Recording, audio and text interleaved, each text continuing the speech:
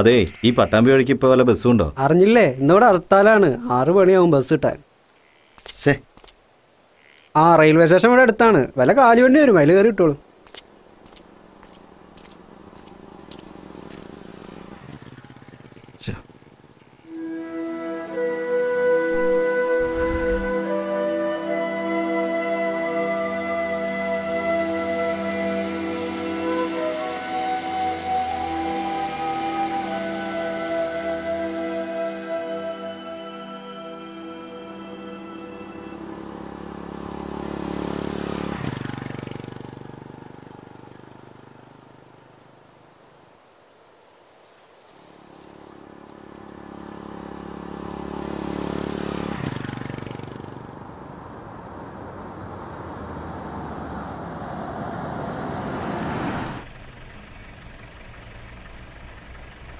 മോനാ railway station വഴിക്കാണോ? കേറിക്കോളൂ. ഈ ഹർത്താൽ കാരണം ആകെ കുഴഞ്ഞു.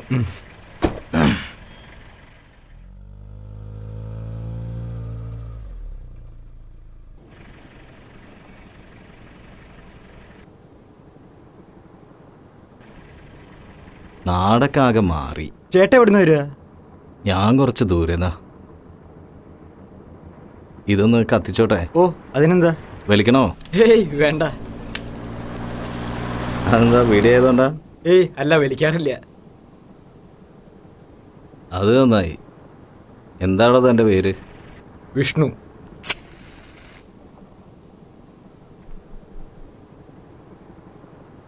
ഞാൻ ശേഖരൻ. എന്താ പരിപാടി? ടൗണിലൊരു വർഷമുണ്ട്. കാറിൻ്റെ ഈ പഴയ വണ്ടികളുടെ. 800 പഴയ പുലിയാ. അല്ല, എന്തിനപ്പൊന്നൊരു ഹർത്താല്? എന്തെങ്കിലും പാർട്ടി പ്രശ്നമായിരിക്കും. അല്ലെങ്കിലും ഹർത്താലിന് പ്രത്യേകിച്ച് കാരണങ്ങളൊന്നും വേണ്ടല്ലോ. ഇപ്പൊ ഹർത്താൽ പ്രഖ്യാപിച്ച ആളുകളുടെ അടുത്ത ടെൻഷൻ ഇവന്മാരിത് പിൻവലിക്കുമെന്നാ. ജനങ്ങൾക്ക് പ്രതീക്ഷയായിട്ടുള്ള ബോണസ് ആണല്ലോ ഈ ഹർത്താല്. വിഷ്ണു ഏതാ പാർട്ടി? എനിക്ക് ഈ പാർട്ടി രാഷ്ട്രീയം അതിലൊന്നും വലിയ താല്പര്യമില്ല.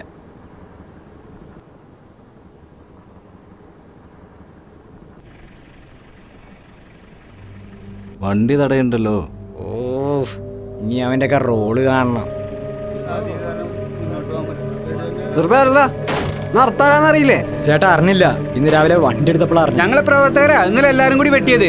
6 മണിക്ക് ശേഷം പോയാൽ മതി, അവിടെ കിടക്ക്. ചേട്ടാ പോയിട്ട് കുറച്ച് അർജന്റ് ഉണ്ടായിരുന്നു. ഇതൊരു മുന്നറിയിപ്പും ഇല്ലാതെ. നിന്നോട് പോവാൻ പറ്റില്ല എന്നല്ലേ പറഞ്ഞ്? ചേട്ടാ അർജന്റായിട്ട്. നിനക്കെന്താ പറഞ്ഞ മനസ്സിലാവില്ലേ? നീ ഇവിടുന്ന് പോവില്ല എന്ന് പറഞ്ഞാൽ പോവില്ല. അവന്റെ ഒരു അർജന്റ്. എന്താ അവിടെ? അവന് പോണത്ര. ആ ചാവി വരടാ, അവൻ പോട്ടെ. റോളറൊക്കെ നീ എടുത്ത് പോവില്ലട്ടോ.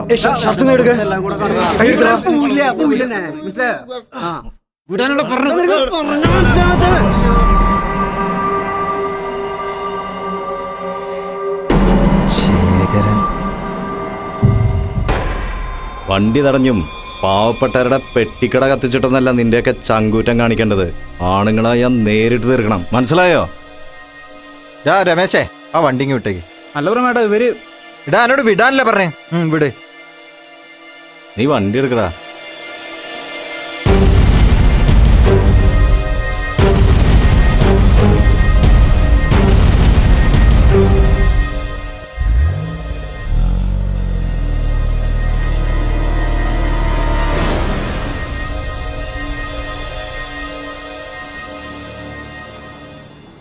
അയാൾക്ക് ചേട്ടനെ അറിയോ?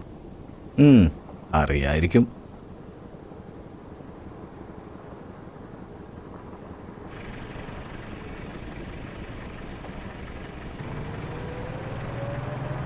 അല്ല, നമുക്ക് പോകേണ്ടത് നേരെയല്ലേ? ആ വഴിക്ക് പോയ പാർട്ടിക്കാർ പിന്നെയും പ്രശ്നമാകും.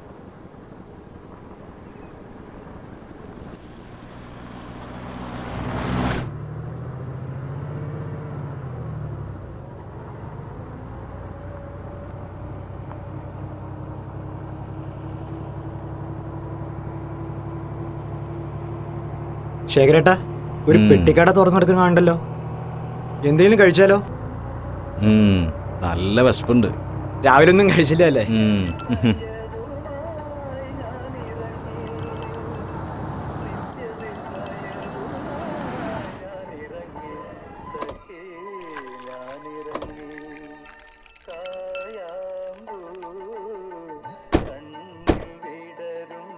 ചേട്ടൻ എന്താ?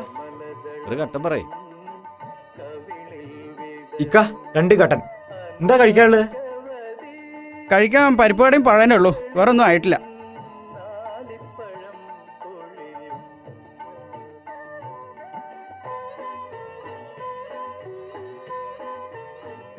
എന്തൊക്കെ നിങ്ങൾക്ക് ഈ ഹർത്താലും സമരമൊന്നുമില്ലേ?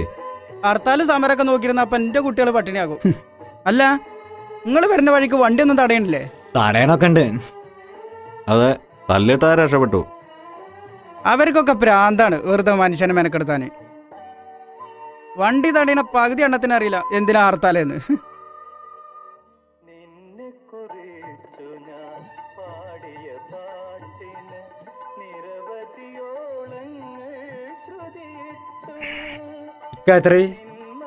നിങ്ങൾ എന്താ ചേച്ചി?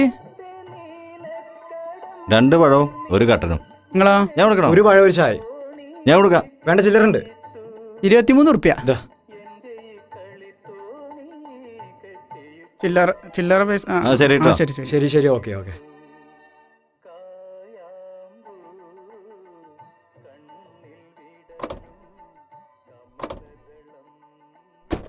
ഓ, വിശപ്പിനൊരു ആശ്വാസമുണ്ട്.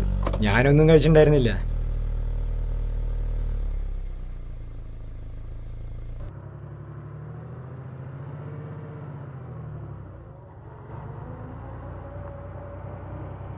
ഇന്നിവിടെ ഹർത്താലാന്ന് പറഞ്ഞില്ലേ? ഞാൻ നാട്ടിലില്ലായിരുന്നു, കണ്ണൂരായിരുന്നു കുറച്ചു കാലം. അവിടെ എന്താ പരിപാടി? ജയിലിലായിരുന്നു.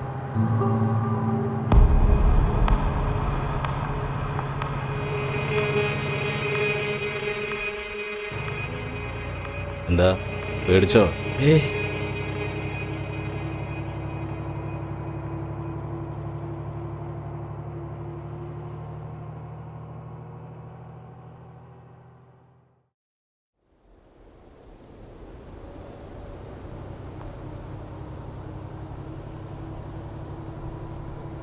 റോഡ് ഭയങ്കര മോശമല്ലേ? കുറച്ച് മോശമാണെങ്കിലും പെട്ടെന്ന് എത്തും.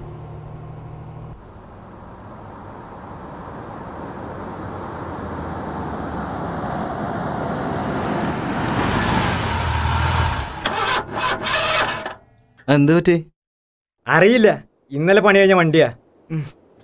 നോക്കട്ടെ.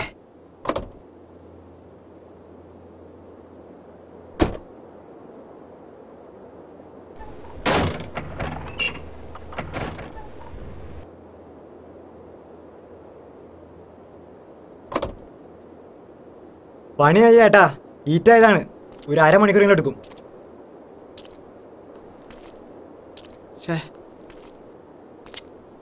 ചേട്ടേരി, ഇതിപ്പോ ശരിയാക്കി തരാം. ബുദ്ധിമുട്ടായല്ലേ? ഏയ്,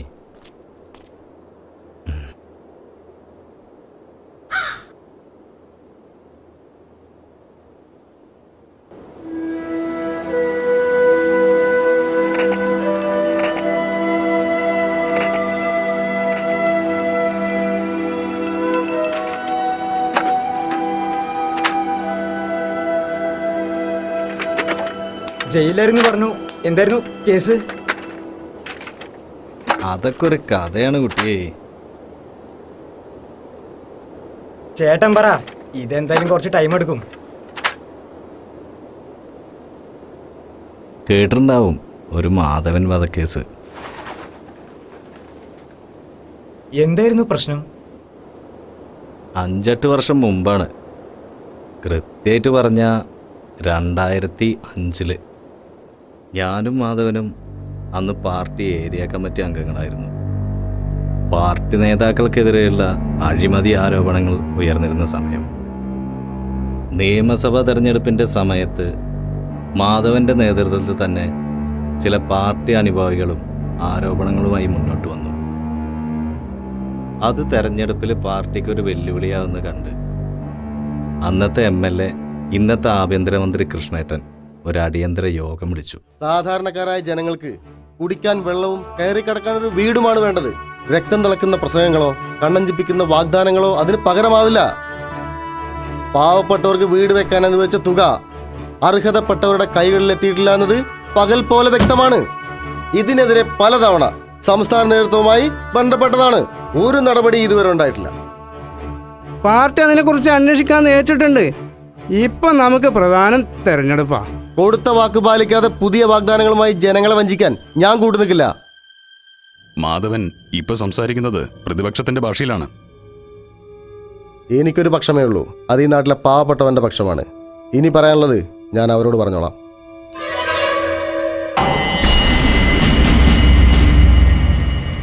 മാധവ, പാർട്ടി ഉണ്ടെങ്കിലേ നേതാവുള്ളൂ, അത് മറക്കണ്ട.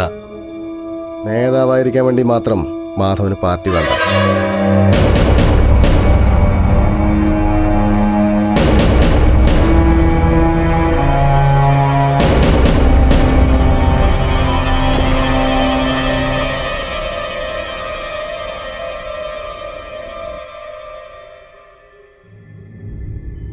അധികകാലം മുന്നോട്ട് പോകാൻ പറ്റില്ല. അത് പറയാൻ പറ്റും. ഇലക്ഷന് ഇങ്ങനെ പോയാൽ വരുന്ന ഇലക്ഷൻ നമുക്ക് നല്ല ക്ഷീണവും. മാധവൻ സ്വതന്ത്രനാണ് മത്സരിച്ച ഉറപ്പുള്ള പല വോട്ടും അങ്ങോട്ട് പോകും. ഞാൻ പറയുകയാണെങ്കിൽ ചർച്ച ചെയ്ത് തീർക്കാവുന്ന പ്രശ്നമുള്ളൂ. അങ്ങനെ പാർട്ടിയെ ധിക്കരിച്ച് ഇറങ്ങിപ്പോയാലും തിരിച്ചു വിളിക്കണം നല്ല കഴിവഴക്കല്ല. നിങ്ങൾ ഇങ്ങനെ തമ്മിൽ വർത്താനം പറഞ്ഞിട്ട് ഒരു കാര്യമില്ല. ഞങ്ങളൊന്ന് ഇരിക്കട്ടെ. അത് പറയാൻ പറ്റും. ഇലക്ഷന് അടുത്തതാണ്. ഈ സമയത്ത് ഇങ്ങനെ സംഭവം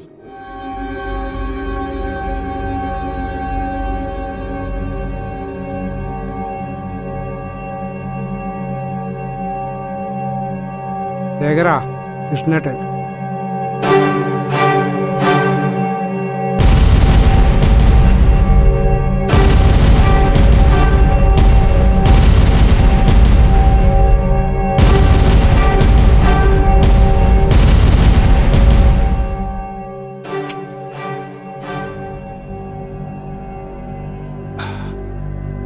ശേഖരൻ കേട്ടിട്ടുണ്ടാവും. പൊന്നു കായ്ക്കുന്ന മരമാണെങ്കിലും ഒരയ്ക്ക് മീതെ വളർന്ന അത് വെട്ടണമെന്ന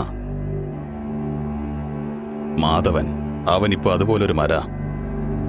അതിനിയും വളരാൻ പാടില്ല. അറിയാം കൃഷ്ണേട്ടാ, ഞാനിപ്പോൾ എന്താ ചെയ്യേണ്ടത്? പാർട്ടിക്ക് വേണ്ടി ജീവൻ കളഞ്ഞവരാരും ഒന്നും നേടിയവരല്ല. പക്ഷേ പാർട്ടിക്ക് വേണ്ടി ജീവനെടുത്ത പലരും ഇന്ന് ഉന്നതങ്ങളില്ല. എന്താ അഹമ്മദേ, അങ്ങനെ തന്നെയല്ലേ? അതൊക്കെ ശേഖരന് നന്നായിട്ട് അറിയാലോ. ഞാനും നമ്മുടെ പാർട്ടിയും എന്നും കൂടെ ഉണ്ടാവും. ശേഖരാ, സൂക്ഷിക്കണം. ശത്രു മാധവനാ. നമ്മുടെ പിള്ളേരെയും കൂട്ടിക്കോ. നിങ്ങൾ ധൈര്യമായിട്ട് പോയിക്കോ. മാധവൻ ഇനി നമുക്ക് തടസ്സാവില്ല.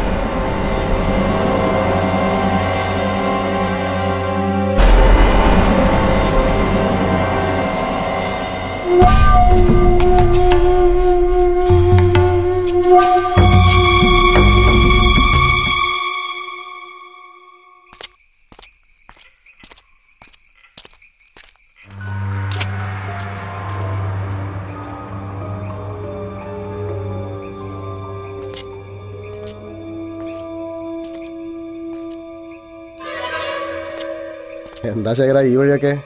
വഴി തെറ്റിയതാണോ? വഴി തെറ്റിയത് നിനക്കല്ലേ മാധവ?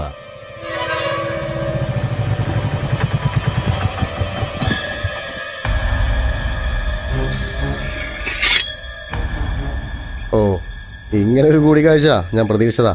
കാരണം ആരോപണങ്ങളൊക്കെ ആയുധം കൊണ്ട് മറുപടി പറയാനേ നീയൊക്കെ ശീലിച്ചിട്ടുള്ളൂ.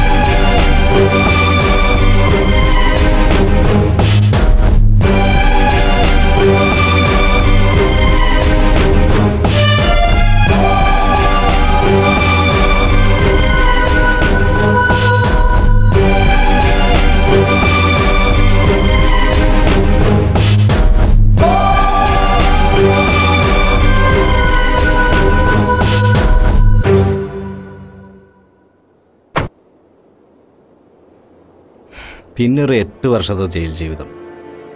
ആരും തിരിഞ്ഞു നോക്കിയിട്ടില്ല. ഞാൻ അകത്ത് പോകുമ്പോൾ എൻ്റെ ഭാര്യ 2 മാസം ഗർഭിണിയായിരുന്നു. എൻ്റെ മോനെ ഞാൻ ഇതുവരെ കണ്ടിട്ടില്ല. അവളെന്നെ കാണാൻ വരുമ്പോൾ മോനെ കൊണ്ടുവരണ്ടെന്ന് ഞാനാ പറയാറ്. അവ ഈ ജയിലൊന്നും കണ്ട് വളരണ്ടെന്ന് ഞാൻ വിചാരിച്ചു.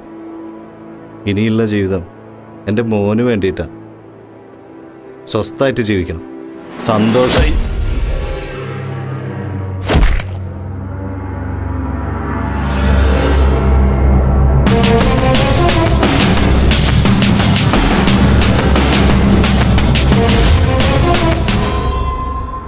എന്താ ശേഖര, ഇനിയുള്ള കാലം സുഖമായിട്ട് ജീവിക്കേണ്ട നിനക്ക്? നിന്റെയൊക്കെ നെറുകെട്ട രാഷ്ട്രീയത്തിന് ഇരയായ ഒരുപാട് കുടുംബങ്ങളുണ്ട് ഇവിടെ. അവരൊക്കെ എങ്ങനെ കഴിയുന്നു നീ അറിഞ്ഞിട്ടുണ്ടോ? കാത്തിരിക്കുന്ന കുടുംബത്തിലേക്കുള്ള യാത്ര പാതി വഴിയിൽ അവസാനിക്കുന്നത് വല്ലാത്തൊരു അവസ്ഥയാണ്, എനിക്കറിയാം. പക്ഷെ ശേഖര, 8 വർഷം മുമ്പ് ഒരു രാത്രി ഉറങ്ങാതെ അച്ഛനെ കാത്തിരുന്നു ഞാൻ. പിന്നെ ആരോ പറഞ്ഞു അച്ഛനിനി വരില്ല എന്ന്. അന്ന് നീയൊക്കെ കൂടി മാധവനെ കുത്തിക്കീറുമ്പോ ഓർക്കണമായിരുന്നു കാത്തിരിക്കാൻ അയാൾക്കൊരു കുടുംബം ഉണ്ടെന്ന്, ഒരു മകനുണ്ടെന്ന്. അപ്പൊ നീ തന്തയെ കൊന്നതിന് പ്രതികാരം ചെയ്യാൻ വന്നതാണല്ലേ? അതേടാ, കാത്തിരിക്കുകയായിരുന്നു ഞാൻ ഈ ഒരു ദിവസത്തിന് വേണ്ടി. ഇന്നത്തെ ഹർത്താല് ദൈവം എനിക്ക് വേണ്ടി ഒരുക്കി തന്നതാണ്.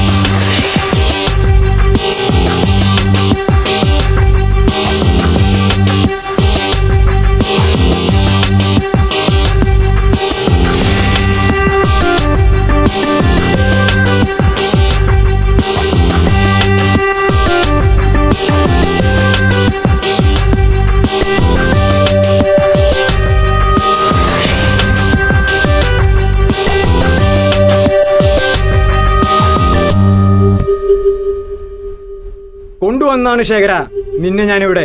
നീ വെറും ആയുധമായിരുന്നു. ആജ്ഞാപിച്ച് മാറി നിന്നവർ കളത്തിന് പുറത്താണ്. നിന്റെ നാവിൽ നിന്നും അതും കേൾക്കണമെന്നുണ്ടായിരുന്നു. ഇനിയുള്ള ദിവസങ്ങൾ അവർക്കുള്ളതാണ്. നിന്റെ തന്ത മാധവൻ എനിക്ക് ഏറിയിട്ടില്ല. പിന്നെ നീ വാടാ.